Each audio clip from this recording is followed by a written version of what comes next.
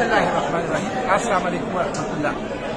मैं अपने 150 साथियों के साथ उर्दन पहुंच चुका हूं और अल्हम्दुलिल्लाह 5-6 दिन इसराइल के बदनामी ज़माना नेगेव डेजर्ट जेल के अंदर रहने के बाद हमें रिहाई मिल चुकी है।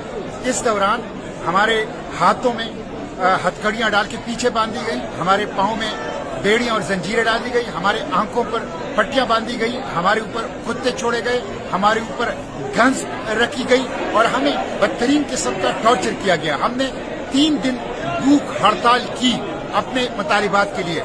No access to air, no access to drinking water, no access to medication, no access to lawyer, किसी किस्म की चीज तक हमें रसाई नहीं थी। एक बदनामी जमाना जेल था, लेकिन अल्हम्दुलिल्लाह हम रिहा हो चुके हैं और फलस्तीन की आजादी की जद्दोजहद जारी रहेगी। इस नाकाबंदी को हम तोड़ेंगे, बार बार इसके लिए जाएंगे, गज्जा को बचाने के लिए कोशिश करेंगे और जो जेनोसाइड के मुजरिम हैं उन मुजरिमों को कैफर किरदार तक पहुंचाएंगे इंशाअल्लाह।